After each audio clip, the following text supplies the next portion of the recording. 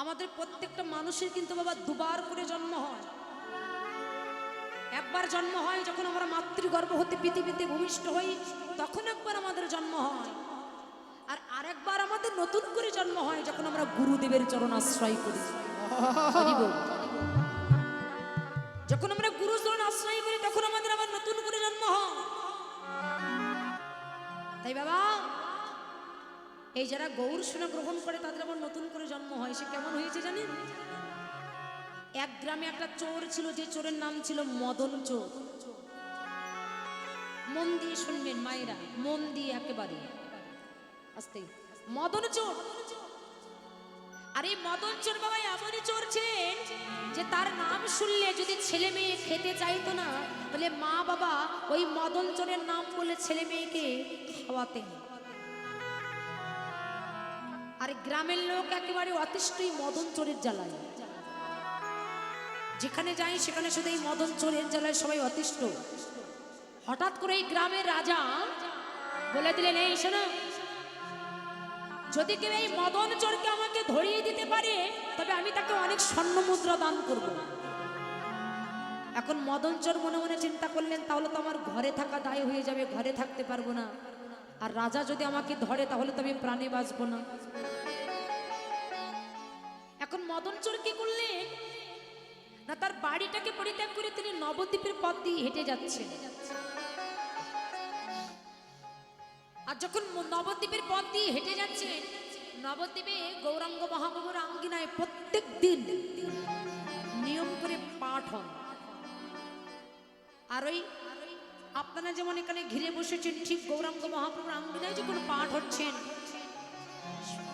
পাঠক মাসে পাঠ করছেন, অনেক ভক্তের ভিড়। তখন মদন চোর মনে মনে চিন্তা করলেন, আমি যদি এই ভক্তের মধ্যে মিশে যেতে পারি তাহলে তো এই রাজার লোকজন আর আমাকে ধরতে পারবে না। আমি ভক্তের মধ্যে মিশে গিয়ে যদি আমি ভক্ত হয়ে যাই তাহলে আমাকে তো কেউ ধরতে পারবে না। তাহলে আমি এই ভক্তের মধ্যে মিশে যাই। এখন এই মদন চোর কি করেছি, আমি ভক্তের মধ্যে মিশে গেছি। আর ভক্তের মধ্যে যেই না মিশে গেছে, পাঠক মশাই যেদিন পাঠ করছিলেন, পাঠক মশাইয়ের পাঠের বিষয়বস্তু ছিল গৌর উপাসনা। কি ছিল? গৌর উপাসনা পাঠ করছে। আর মদন চোর বসে বসে ভক্তের মধ্যে পাঠ শুনছে। আর হঠাৎ করে ওই পাঠক মশাই পাঠ করতে করতে বলে উঠলেন, শোনো বাবা, এ জগতে যারা গৌর সোনা গ্রহণ করে তাদের আবার নতুন করে জন্ম হয়। পাঠক মশাই বারবার বলছে যে যারা গৌর সোনা গ্রহণ করে তাদের নতুন করে জন্ম হয়।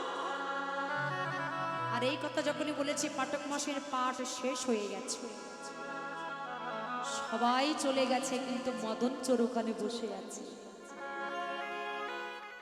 পাঠক মশাই মদন চোরের কাছে গিয়ে মদনকে ডেকে বলছে, আচ্ছা মদন,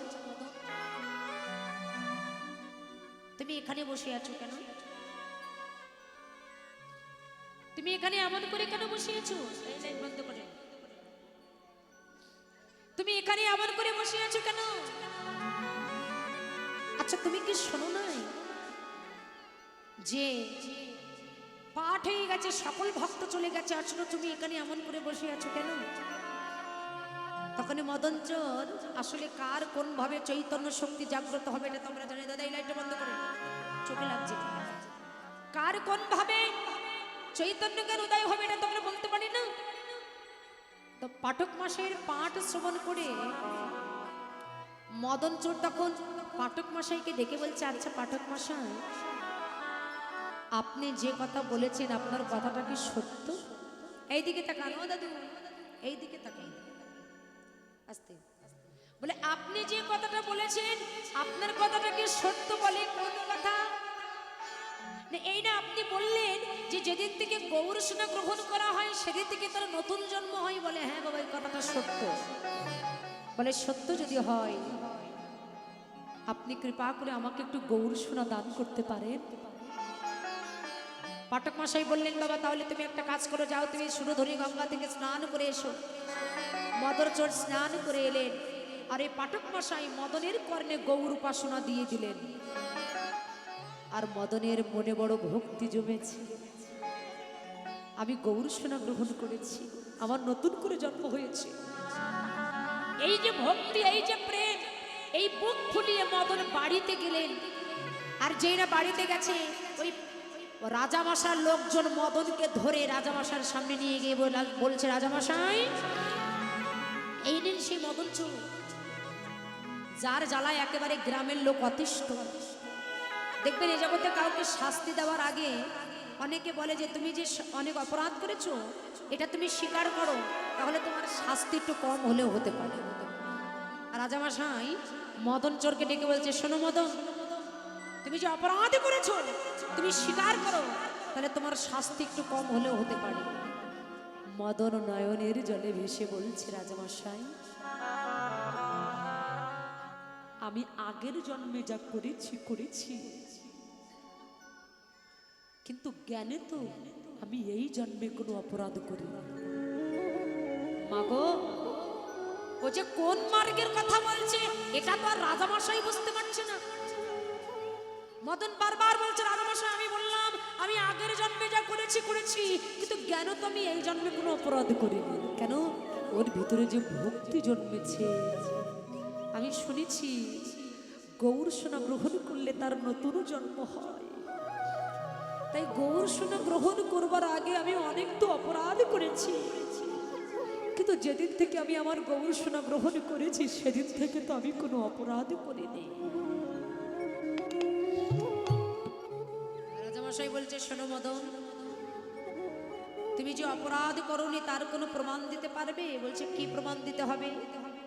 বলছে, এখন এই মুহূর্তে একটা লোহার দণ্ড আগুনে পোড়ানো হবে লাল টকটকি করে, আর এই লাল টকটকি লোহার দণ্ডটা তোমার হাত দিয়ে ধরতে হবে। তুমি পারবে? যদি তোমার হাতে ফোসকা পড়ে তবে তুমি জানবো তুমি অপরাধ করেছো, আর যদি ফোসকা না পড়ে তবে জানবো তুমি কোনো অপরাধ করোনি। তুমি কি রাজি? মদন চোরের বললেন, রাজামশাই আমি রাজি। রাজামশাই বলছে, এই কে কোথায় আছিস? একটা লোহার দণ্ড আগুনে পুড়িয়ে নিয়ে আয় তো। রাজামশার লোকজন একটা লোহার দণ্ড আগুনে পুড়িয়ে লাল টকটকি করে লোহার দণ্ডটা যেই না মদনের সামনে এনেছে, আর মদন নির্বিঘ্নে নির্চিন্তায় নির্ভাবনায়, কেন ওর ভিতরে তো ভক্তি জমেছে, আর আমার ভগবান তো ওখানে বিক্রি হয়ে গেছে। ভগবান জগৎ জীবকে জানিয়ে দিলেন, জগৎ এই জগতে যে যতই অপরাধ করুক না কেন তার সকল অপরাধ সে বুঝতে পেরে যদি একবার কোন ভক্ত আমার চরণে শরণাহত গতি, কোন ভক্ত যদি আমার চরণে নিজেকে সঁপে দিতে পারে, আমি তার সকল অপরাধ ক্ষমা করে দিয়ে তাকে আমি নিজের করে লোহার দণ্ডটা যেই না রাজামশাই এনেছে মদনের সামনে, আর মদন চোর যখন ভক্তি ভরে লোহার দণ্ডটা ধরেছে, মা দেখা গেল যে লোহার দণ্ডটা আস্তে আস্তে নিভে গেল, কিন্তু মদনের হাতে এক বিন্দুও ফোসকা পড়েনি। কথা নয়, এক বিন্দু ফোসকা পড়েনি। কেন? ওই যে তার ভিতরে ভক্তি জন্মেছে, যে আমি আগের জন্মে যা করেছি করেছি, কিন্তু কেন তো আমি এই জন্মে কোনো অপরাধ করিনি। এই যে ভক্তি, এই যে প্রেম, আমার ভগবান তো ওখানেই বিক্রি হয়ে যায়। এই ভগবান জগৎ জীবকে জানিয়ে দিলেন, হে জগৎ, যদি কোনো ভক্ত আমাকে ভক্তি দিয়ে ডাকতে পারে, হৃদয় কপাট দরজা খুলে দিয়ে যদি কোনো ভক্ত আমাকে ডাকার মতো ডাকতে পারে, তার জীবনে যৌবন মন প্রাণ আমার চরণে অর্পণ করে যদি কেউ কেউ আমাকে ডাকার মতো ডাকতে পারে, আমি ভগবান কথা দিলাম এই জগতে তাকে আমার চরণে দাস হওয়ার প্রয়োজন হয় না। আমি ভগবান ভক্ত চরণের দাস।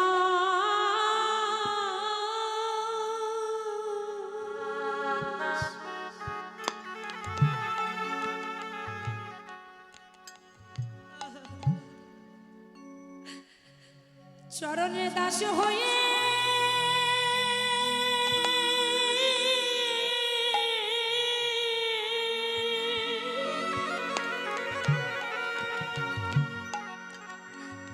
হয়ে যায় রে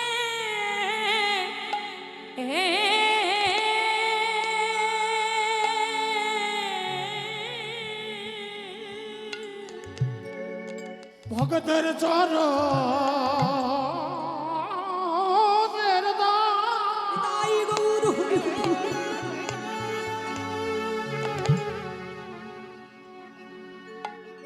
আমি হয়ে যাই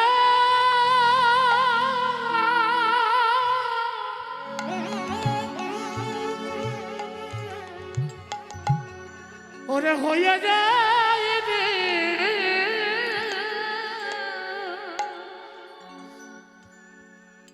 যাদের গোবরে বলে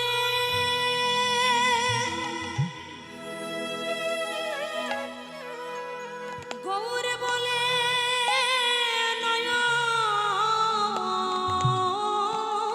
কাঁদে,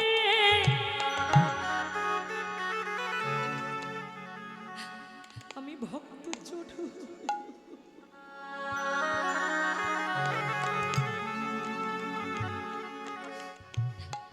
চরণের দাস।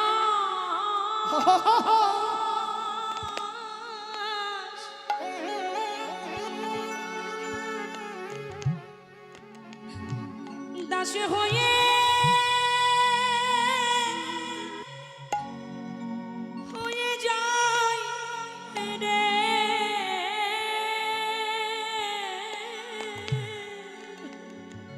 ওরে যাদের গোবর বলা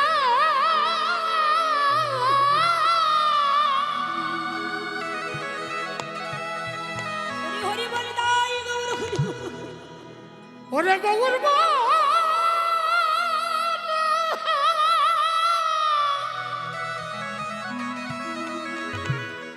যাদের দুটি নয়ন কাঁদে তাদের চরণে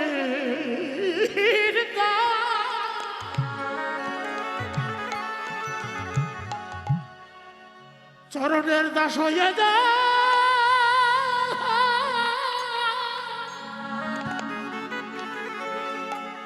হয়ে যায় রে যারা নিজের বলতে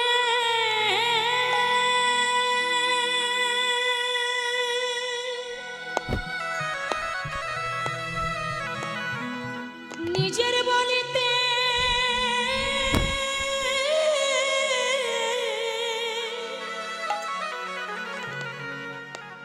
যারা কিছু রাখে না রে,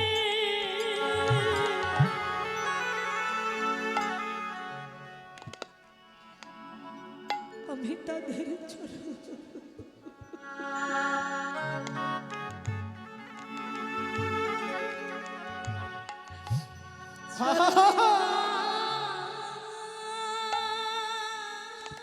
হরি বল হরি বল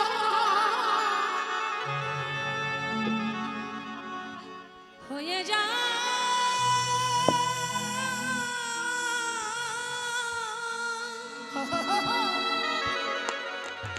হয়ে যায় রে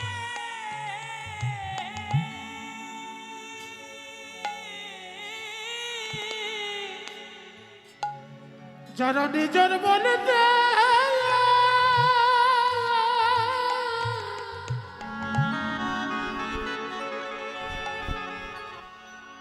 নিজের বলতে কিছু রাখে না রে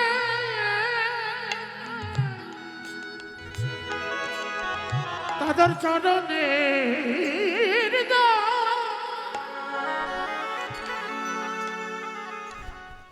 আমি হয়ে যা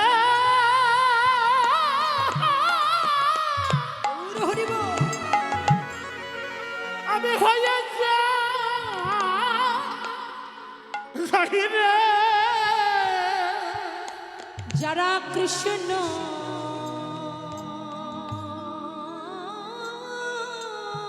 বলে,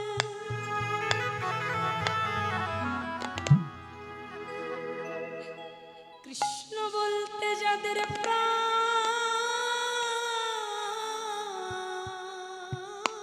কাঁদে,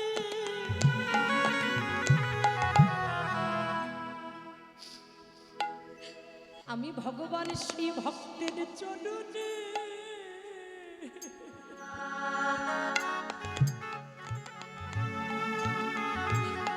চরণের দাস। আমরা আমাদের নিজের মাতা ভক্ত চরণে নত করতে পারি না, অথচ ভগবান বলছে আমি ভক্ত চরণে দাস হয়ে যাই। ভক্ত চরণের দাস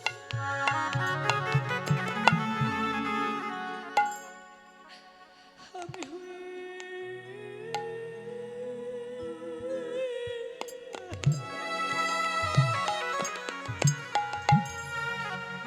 হয়ে যাই রে।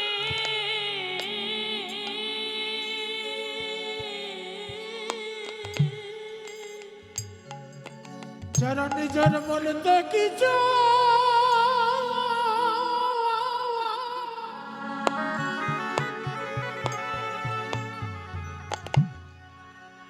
কিছু রাখে না রে। ভগতের ছোট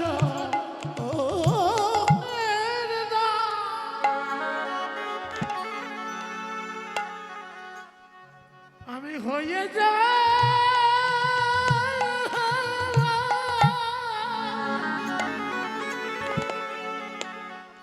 হয়ে যা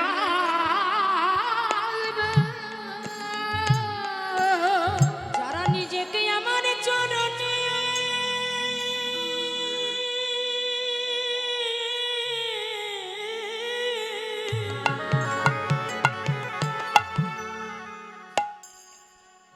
আমার চরণে সপে দেয় রে, হা গৌর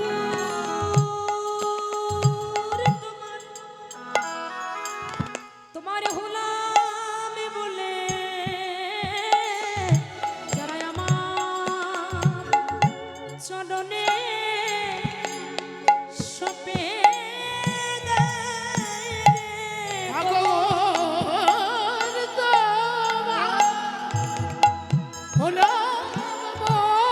যারা আমার চরণে সপে দেয় রে,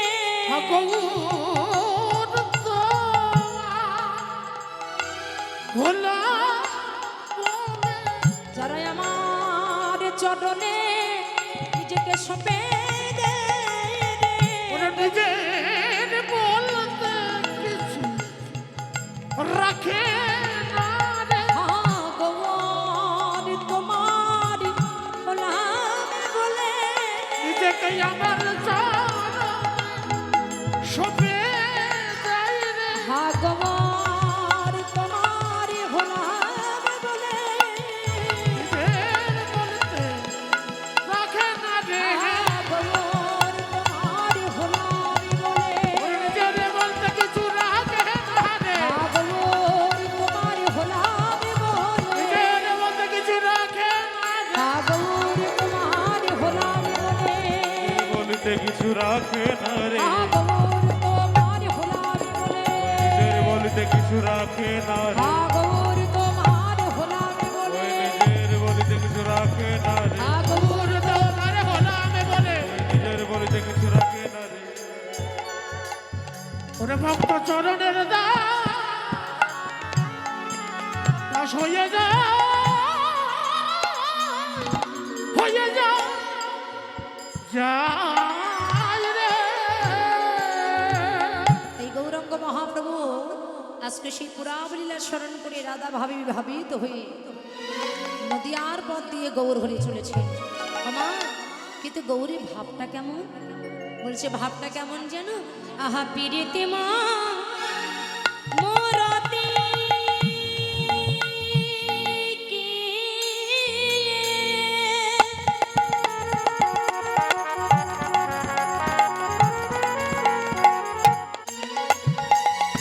রূপ সর্বভরা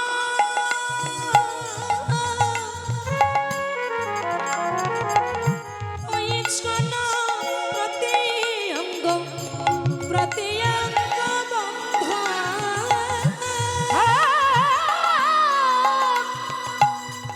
ওই সারা অতি অঙ্গ বন্ধ গৌরা মহারাজ মূরতি ধরে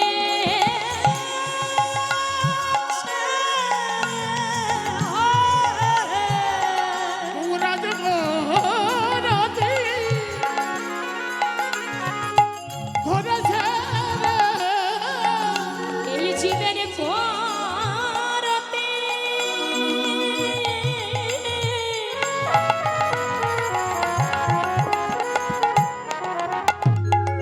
নাশিতে যেন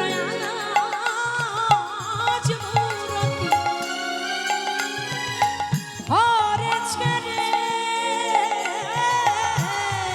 ওরা জীবের কুরতে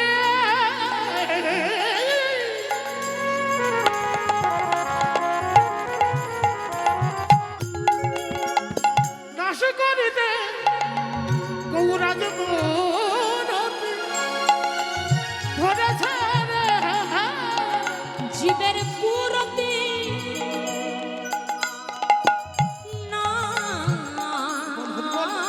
নাশিতে এই নদীর ভাগ্যাকাশে, জীবের কুরতে নাশতে এই নদীর ভাগ্যাকাশে, জীবের কুরতে নাশতে এই নদী আরো ভাগ্যাকাশে জীবের কুরতে নাশতে ওই নদী আরো ভাগ্যাকাশে জীবের কুরতে নাশতে এই নদীর ভাগ্যাকাশে আজ গৌরাজ মোরতি ধরেছে রে। আইছা ওই সারা অতি অঙ্গ আর ওই শোনো প্রতি অঙ্গ বন্ধ কি বললেন? তে মূরতি গিয়ে রূপ সর্বধর ওই ছন প্রতি অঙ্গ বন্ধ। বাবা সাউন্ড বলে জীবের কুরতি, ও বাবা কুরতি মানে কি জানো? হচ্ছে না সাউন্ডটা বাড়াই দাও বাড়িয়ে দাও এটা। সবগুলো বাড়াও সাউন্ড জয় রাধে। গান গাবে কি করে কুরতি বলে কু মানে হচ্ছে খারাপ আর রতি মানে হচ্ছে ভালোবাসা। অর্থাৎ যাদের ভিতরে কুমন্ত্রণা কুবাসনা আছেন সেই কুমন্ত্রণা কুবাসনাকে নাশ করবার জন্য মাস্টারটা বাড়াই দাও নদিয়ার মধ্যে গৌরাঙ্গ মহাপ্রভু প্রীতির মূর্তি ধরলেন। প্রীতি মানে কি? জয় রাধে। এই পিছনে এত কথা কেন? বলে প্রীতি মানে কি জানো তো? প্রীতি তিনটে শব্দ। প্রীতি মানে কি? কি ভালোবাসা? ভালোবাসা কাকে বলে? ও মায়েরা ভালোবাসা কাকে বলে জানো? ভালোবাসার শব্দের অর্থ যদি আমরা জানতাম আমাদের এই দুনিয়াটা নোংরামিতে ভরে যেত না। ভালোবাসা মানে কি এটা আগে জানতে হবে। ভালোবাসা কাকে বলে? ভালোবাসা মানে কি? আজকাল জগতে ছেলে মেয়েরা ভালোবাসায় ফাউল হয়ে গেছে, কিন্তু এরা ভালোবাসার শব্দের অর্থ কি এটা যদি জানতো তাহলে পৃথিবীটা আমাদের ভক্তিতে ভরে যেত। ভালোবাসা, আচ্ছা ভালোবাসা যদি উল্টানো হয় তাহলে কি হয় বাবা? ভালোবাসা উল্টাইয়ে দেন তাহলে কি হবে? কি হয়? ভালোবাসা উল্টালে কি হয়? উল্টালে কি হয় বলুন? কি হয়? বাসা ভালো, ভালোবাসা বাসা ভালো। ভালোবাসাটা উল্টালে হচ্ছে বাসা ভালো।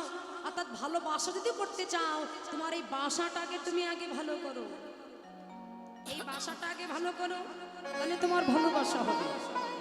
অর্থাৎ এই দেহ যৌবন মনোপ্রাণ গোবিন্দের আতুল চরণে অর্পণ করে দিয়ে যে এই বাসাটাকে ভালো রাখতে পেরেছে, সেই ভালোবাসাটাই হচ্ছে ভালোবাসা।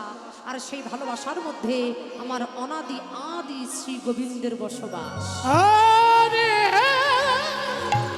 হরি বল, হরে হরে হরি হরি বল। তাহলে বাসা ভালো করো। বাসা কি দিয়ে ভালো করব? বাসা কি দিয়ে ভালো করব? বলছি বাসা কি দিয়ে ভালো করবে জানো? এই বাসাটা ভালো করতে গেলে তোমাকে কি করতে হবে? কি করতে হবে? আপনি যে অঙ্গে যে শার্টটা পরেছেন, আপনার পরনে যে শার্ট আছে, প্যান্ট আছে, এই শার্ট প্যান্ট গেঞ্জি যদি ময়লা হয়ে যায় কি দিয়ে পরিষ্কার করেন? কোনো হুইল পাউডার, সাপ বা সাবান দিয়ে পরিষ্কার করেন। তাহলে আমাদের দেহ ঘরে আয়না যদি ময়লা ধরে, এটা কি দিয়ে পরিষ্কার করা হবে? এই ময়লা পরিষ্কার করতে হবে কি দিয়ে? যদি মনে করেন যে সাবান বা হুইল পাউডার দেব, খেয়ে ফেলি, তাহলে তো আপনি মরে যাবেন, তাহলে তার ভালো হলো না। বলে বাসাটা ভালো করতে গেলে তোমার কি করতে হবে? বলে এই বাসা ভালো করতে গেলে 16 নাম 32 অক্ষর হরে কৃষ্ণ মহামন্ত্র নাম জপ করতে হবে। আর সাধুগুরু বৈষ্ণবের বাজারে যেয়ে বৈষ্ণবের চরণ ধুলি অঙ্গে মাখতে হবে। তাই গৌর হরি হরি হরি। হরি হরি বল। বৈষ্ণবের চরণ ধুলি অঙ্গে মাখতে হবে মায়েরা। এই বৈষ্ণবের চরণ ধুলি যদি অঙ্গে মাখতে পারো, তাহলে বৈষ্ণবের চরণের কৃপায় একদিন তোমার বাসাটা ভালো হয়ে যাবে। তাই তাকে যদি পেতে চাও আগে করো তোমার বাসা ভালো। এই বাসাটা তুমি ভালো করো। এই বাসা ভালো হলে তবেই তো তুমি ভগবানকে পাবে গো। হ্যাঁ, ভগবান কোথায়? বলে গয়া কাশী হরিদ্বার পরাগ বৃন্দাবন নবদ্বীপ, তুমি যেখানে যাও না কেন, এখানে গেলে কখনো কোনোদিন তুমি ভগবানকে খুঁজে পাবে না। ভগবান তোমার ভিতরে আছে। তুমি দেখতে পাচ্ছ না কেন? দেখার মতো নয়ন তুমি তৈরি করতে পারো না, তাই তুমি ভগবানকে দর্শন করতে পারছো না। তাহলে ভগবানকে দেখার মতো নয়নটা তৈরি করো। তাহলে ভগবান আমাদের প্রত্যেকের ভিতরে আছে, দেখার মতো নয়ন তৈরি করতে হবে। শুধু কাম কামনা বাসনা নয়ন তৈরি করলে হবে না। বলছে বিষয় বাসনা দেখার মতো নয়নটা তৈরি করলে হবে না, তুমি এমন নয়ন তৈরি করো যে নয়ন দিয়ে তুমি ভগবানকে দর্শন করতে পারবে।